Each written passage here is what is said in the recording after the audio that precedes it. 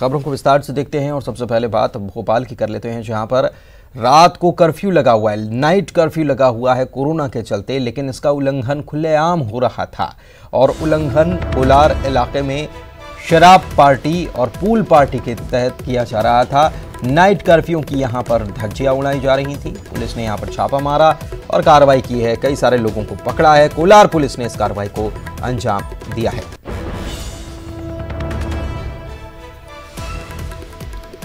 तो शहर में कर्फ्यू लगा हुआ है, रात को कर्फ्यू लगा रहता है। कोरोना के चलते लोगों को बाहर नहीं निकलना है, लेकिन उसके बावजूद यहां पर कोलार इलाके में शराब पार्टी, पूल पार्टी यहां पर चल रही थी रात को और पुलिस को इत्तला मिली। पुलिस ने यहां पर छापा मारा और यहां 30 से ज्यादा लोगों को यहां से गिरफ्तार किया गया है।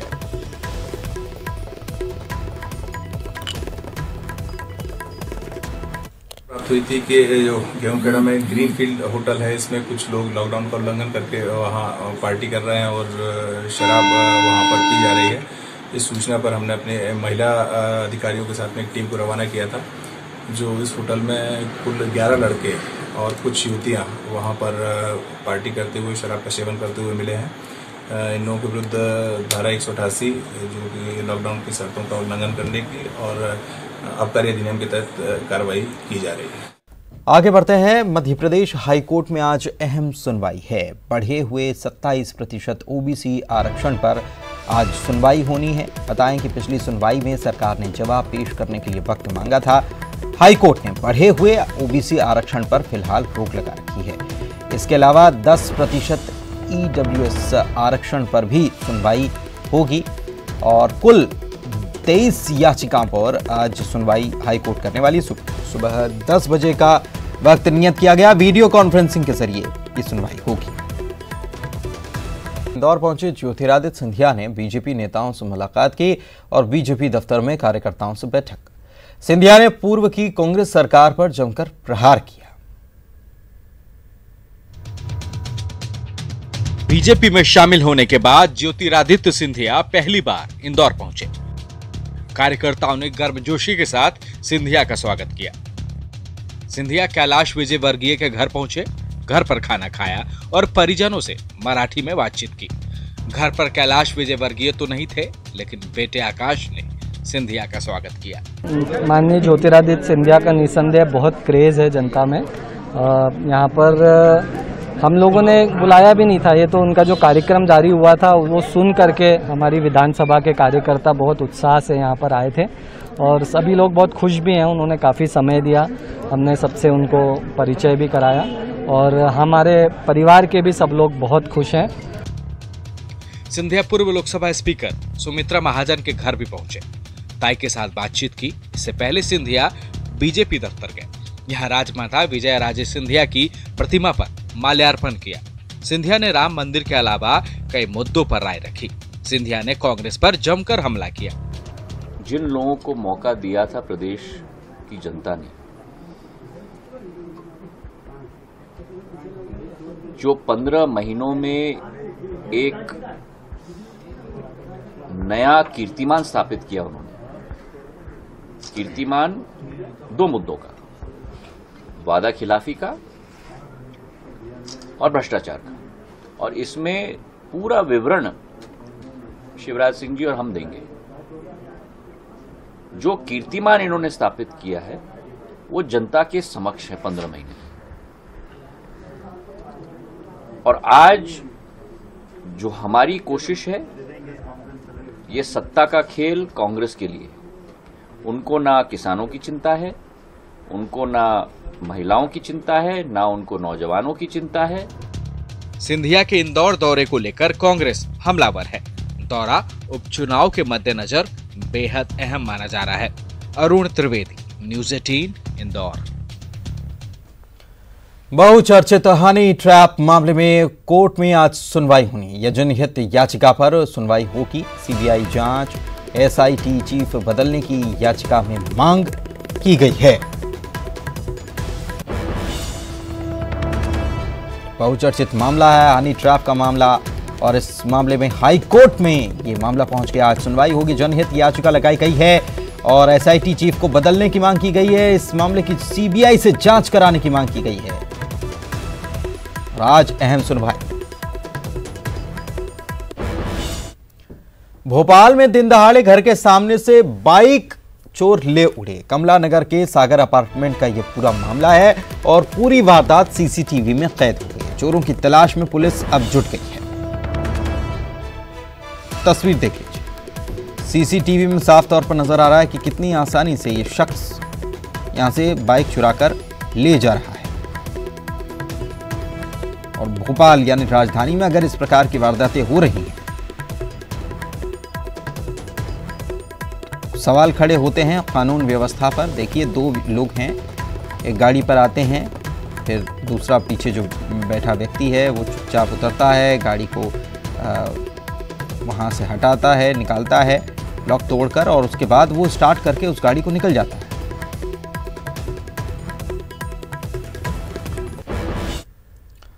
आगे बढ़ते हैं। बुरहानपुर में महाराष्ट्र बॉर्डर पर तैनात 2 अधिकारियों और आरक्षक को सस्पेंड कर दिया गया है। कोरोना के चलते राज्य की सीमा सील होने के बावजूद ये अधिकारी महाराष्ट्र के लोगों को जिले में आने की अनुमति दे रहे हैं। मैं इतना वेल एजुकेटेड हूँ कि मैं मतलब रूल्स रेगुलेशंस तोड़ के कौन पासिंग दे रहा था अभी यहाँ से। और बात ग्वालियर की, जहां पर कोरोना के 83 नए मामले मिले हैं। 2 कोरोना पॉजिटिव मरीजों की मौत भी हो गई है और अब तक जिले की अगर बात की जाए तो कुल मामले बढ़ते हुए 3492 हो चुके हैं। पॉजिटिव केस कोरोना से जिले में अब तक 26 लोगों की जान भी जा चुकी। तो ग्वालियर से ये बड़ी खबर आपको बता रहे हैं, 83 नए मामले ग्वालियर में कोरोना के सामने आए हैं।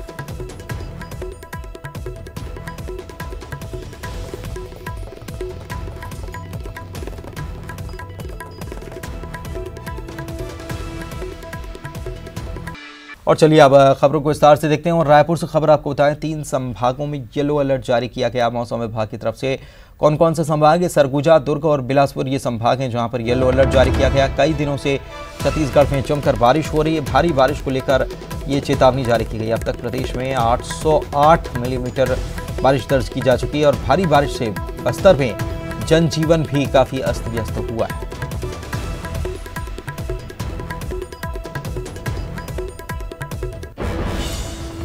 मौसम विभाग ने एक बार फिर से येलो अलर्ट की चेतावनी जारी की है। 3 संभागों में ये येलो अलर्ट जारी किया गया है और लगातार बारिश हो रही है। लेकिन इसके अलावा सरगुजा, दुर्ग और बिलासपुर संभाग में एक बार फिर से येलो अलर्ट जारी कर दिया गया है। कई दिनों से छत्तीसगढ़ में जमकर बारिश हो रही है और बीजापुर सबसे ज्यादा प्रभावित हुआ है। हालांकि अभी येलो अलर्ट जो जारी हुआ है तो कह सकते हैं कि थोड़ा सा स्थिति पहले मौसम में सुधार हुआ है, क्योंकि अभी तक तो लगातार बारिश हो रही थी। ऑरेंज अलर्ट जारी किया जा रहा था। ममता हमारे सहयोगी हमारे साथ जुड़ी हुई हैं, उनसे बात करते हैं। ममता, बीजापुर सबसे ज़्यादा प्रभावित, लेकिन एक बार फिर से मौसम विभाग ने अलर्ट जारी किया है। हालांकि ये येलो लेवल का अलर्ट है तो बारिश बहुत ज़्यादा नहीं होनी है, क्योंकि इसके पहले ऑरेंज था अलर्ट, तो ये चिंता की बात थी। लेकिन अब बारिश धीरे धीरे अपने लिमिट में आ रही है। देखिए, मौसम विभाग ने येलो अलर्ट जारी किया है और लेकिन इसके साथ ही ये भी कहा है कि प्रदेश के कई हिस्सों में हल्की से मध्यम बारिश होगी, 1-2 जगह पर भारी बारिश भी हो सकती है। और बारिश को लेकर अगर हम बात करें तो प्रदेश में खासतौर पे बस्तर जो संभाग है वहाँ पर खासतौर पे बाढ़ की स्थिति बनी हुई है, क्योंकि भारी बारिश वहाँ पर हुई है। और यही वजह है कि आज जो राजस्व मंत्री हैं जय सिंह अग्रवाल वो और इसके साथ ही आबकारी मंत्री कवासी लखमा वहाँ पर हवाई दौरे पर रहेंगे और बाढ़ का जायजा लेंगे। बस्तर में स्थिति काफ़ी ख़राब है, खासतौर पे सुकमा जो बीजापुर जो है वहाँ पर। बिलासपुर में भी हमने देखा कि किस तरीके से जो इलाके हैं वो बाढ़ग्रस्त हैं। तो प्रदेश में कई जगहों पर बाढ़ की स्थिति है। हालांकि अभी अगर हम बात करें तो पिछले 3 दिनों से जिस तरह से लगातार बारिश हो रही थी और कई जगह भारी बारिश हो रही थी और लगातार कभी रेड अलर्ट, ऑरेंज अलर्ट था, लेकिन अभी मौसम विभाग ने येलो अलर्ट जारी किया है, यानी कि बारिश हो सकती है तो सावधानी रखी जाए तो थोड़ी सी राहत मानी जा सकती है। लेकिन अगर हम बात करें तो अगले 24 घंटे के बाद में मौसम विभाग का कहना है कि स्थिति और भी हो सकता है कि मानसून जो है और अगले 72 घंटों बाद मानसून और तेज सक्रिय हो। तो जाहिर तौर पर जो एहतियात बरतने के लिए कहा गया है वो बरतने की ज़रूरत है और लोगों से ये कहा गया है कि नदी नालों या पहाड़ों या पिकनिक स्पॉट ऐसी जगहों पर न जाए। अमूमन बारिश होती है तो लोग जाते हैं, लेकिन ये एक बड़े खतरे को बुलाना हो सकता है। जी बिल्कुल, शुक्रिया आपका इस जानकारी के लिए। और आगे बढ़ते हैं, रायपुर से खबर आपको बता दें, ट्रेड यूनियन देशव्यापी आंदोलन करने वाली है। ट्रेड यूनियन की तरफ से आज देशव्यापी आंदोलन हो रहा है। श्रमिक संगठनों का निजीकरण के विरोध में प्रदर्शन देखने को मिलेगा। सार्वजनिक क्षेत्र बचाओ दिवस मनाया जा रहा है। संगठन की तरफ से अपने कार्यस्थल पर ही ये प्रदर्शन करेंगे। श्रमिक संगठन केंद्र सरकार पर श्रमिकों की अनदेखी के आरोप भी लगा रहे हैं। ममता हमारी सहयोगी हमारे साथ जुड़ी हुई हैं। केंद्र अनदेखी कर रहा है, ये आरोप लगाए गए हैं श्रमिकों की तरफ से ममता, और इसी के साथ आज एक दिनी प्रदर्शन भी होगा और सार्वजनिक क्षेत्र बचाओ दिवस इसे नाम दिया गया है।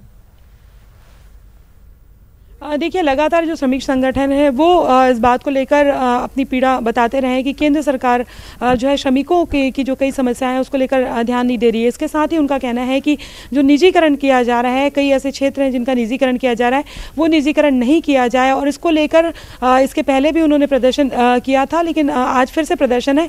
ये और बात है कि कोरोना के चलते अगर हम बात करें तो वो अपने घरों से ही प्रदर्शन करेंगे। जो अलग अलग श्रमिक हैं वो अपने घरों से प्रदर्शन करेंगे। तो जो ट्रेड यूनियंस है उनका कहना है कि लगातार वो जो निजीकरण हो रहा है, चाहे कोयले के क्षेत्र में हो, चाहे रक्षा के क्षेत्र में हो, ऊर्जा के क्षेत्र में हो, अलग अलग जो क्षेत्र हैं उस पर जो केंद्र सरकार निजीकरण कर रही है उसका वो लगातार विरोध कर रहे हैं। और आने वाले समय में उनका कहना है कि चूंकि कोरोना का समय में है इसलिए यही वजह है कि वो सड़क पर नहीं उतर रहे हैं, लेकिन थोड़ी स्थिति संभलते ही सड़कों पर भी उतरेंगे। इसके साथ ही श्रमिकों को लेकर उनका कहना है कि श्रमिकों को लेकर जो उनके अधिकार हैं वो लगातार उनमें कटौती की जा रही है। इसको लेकर भी उनका विरोध प्रदर्शन जारी है। जय, शुक्रिया आपका इस जानकारी के लिए ममता। और चलिए आगे बढ़ते हैं, बात करते हैं कोरोना की। तो छत्तीसगढ़ में कोरोना के मामले लगातार सामने आ रहे हैं। एक बार फिर से पूरे प्रदेश में 404 की संख्या में नए मरीज मिले हैं। अकेले राजधानी रायपुर में 190 मरीज मिले हैं। 24 घंटे में 8 कोरोना पीड़ितों की जान भी गई है। प्रदेश में मरने वालों की संख्या 150 पहुंच गई है और प्रदेश में कुल मरीजों की संख्या 16,025 हो चुकी है। एक्टिव मरीजों की संख्या 52,077 को छू गई है। अभी तक 10,598 लोगों ने कोरोना को मात भी दी है। और ममता हमारी सहयोगी हमारे साथ जुड़ी हुई है लाइव रायपुर। एक बार फिर से रुख करते हैं ममता, 5,277 एक्टिव मरीजों की संख्या, इनके लिए बिस्तरों का इंतजाम, इलाज का इंतजाम करना अब सरकार के लिए थोड़ा सा निश्चित रूप से मुश्किल हो रहा होगा। और इसके साथ ही एक सवाल ये भी कि जिस तरीके से रायपुर में मामले सामने आ रहे हैं ये तो इंदौर को भी पछाड़ रहा। 190 मामले एक दिन में। बिल्कुल, देखिए कल 200 से ज़्यादा मामले सामने आए थे, आज 190 मामले सामने आए हैं। रोज़ 100 से ज़्यादा जो मामले हैं वो सामने आ रहे हैं राजधानी रायपुर में। और स्थिति जो है अगर हम बात करें तो काफ़ी डराने वाली है। ये और बात है कि अब भी में नहीं रहा कि और राज्यों से स्थिति बेहतर है और शहरों से ज़्यादा बेहतर स्थिति है। ये बहुत अलार्मिंग है। और जिस तरीके से अगर हम बात करें तो एसिम्प्टोमेटिक मरीज भी लगातार उनकी जांच अगर कहें उनकी पहचान नहीं हो पाई है, तो कहीं ना कहीं ये भी एक बड़ा खतरा है और बड़ी संख्या में लोग पॉजिटिव हो रहे हैं। सबसे बड़ी बात ये है कि जो कोरोना वॉरियर्स है वो भी लगातार पॉजिटिव हो रहे हैं। अस्पतालों की अगर हम बात करें तो अस्पतालों में तो करीबन 15 दिन पहले से ये इस बात को लेकर शिकायतें की जाने लगी कि वहाँ पर बिस्तर नहीं है। और ये वजह है कि कलेक्टर को खुद ये आदेश निकालना पड़ा था, रायपुर कलेक्टर को, कि होम आइसोलेशन जो है वो ट्रीटमेंट भी किया जा सकता है, घरों पे भी किया जा सकता है, जिनके हालांकि उसके साथ कुछ शर्तें रखी गई थी। तो कहीं ना कहीं वो उसी समय ऐसी स्थिति हो गई थी। दूसरी बात अगर हम बात करें तो कल VVIPs तमाम जो हैं वो भी लगातार कोरोना संक्रमित हो रहे हैं। कल अगर हम बात करें तो एक विधायक, बीजेपी के एक प्रदेश प्रवक्ता जो हैं, बीजेपी के विधायक और बीजेपी के प्रदेश प्रवक्ता, उन्होंने भी जानकारी दी ट्वीट करके। और सबसे इसलिए भी क्योंकि ये लोग सार्वजनिक तौर पे बहुत सारे लोगों से मिलते हैं, तो इनके संपर्क में भी कितने लोग आए और कितने लोग संक्रमित हुए हैं। और इसके साथ ही अगर हम बात करें कि ये लोग इनके संपर्क में आए, तो ये भी अगर हम बात करें तो केस हिस्ट्री जो है जानना ये काफ़ी मुश्किल हो रहा है। तो लोगों के लिए यही है कि अपने घरों में रहें, मास्क लगाएं, जरूरी हो तो ही बाहर निकलें, सैनिटाइजर का उपयोग करें, लेकिन इसके साथ ही जांच का दायरा और बढ़ाना पड़ेगा। जी बिल्कुल, जांच का दायरा और बढ़ाना पड़ेगा। बहुत बहुत शुक्रिया आपका इस जानकारी के लिए ममता। बीजापुर जिले में पिछले 9 दिनों से हो रही भारी बारिश के कारण कई इलाके जलमग्न हैं। बारिश और बाढ़ के पानी से गरीब आदिवासी ग्रामीणों को बड़ा नुकसान झेलना पड़ा है।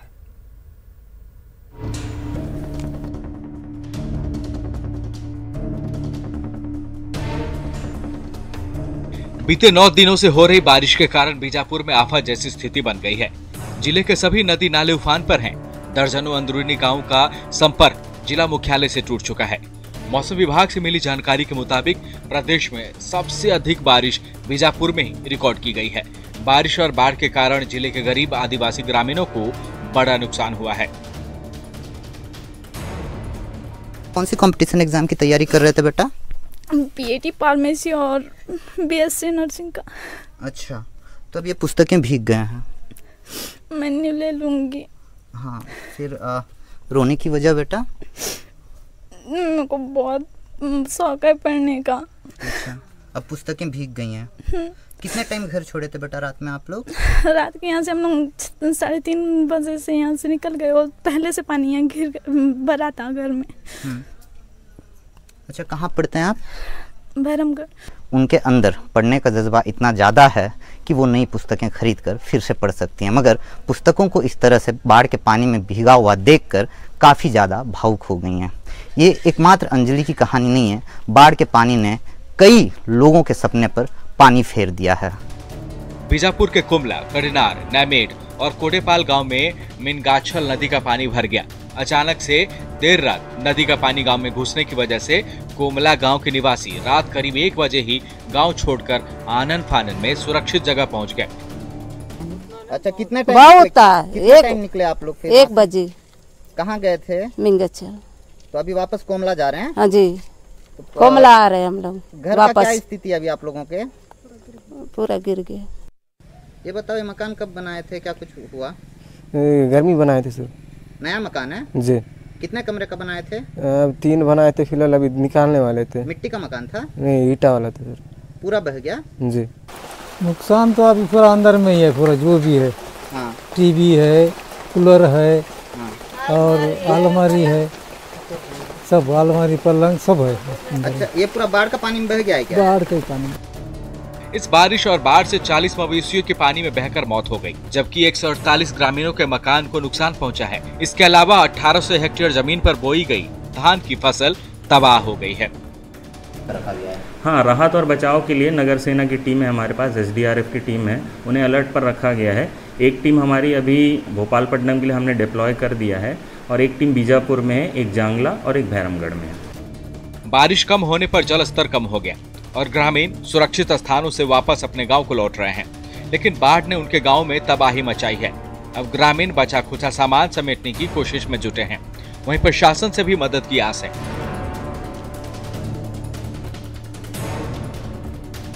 मुकेश चंद्राकर, न्यूज़ 18, बीजापुर।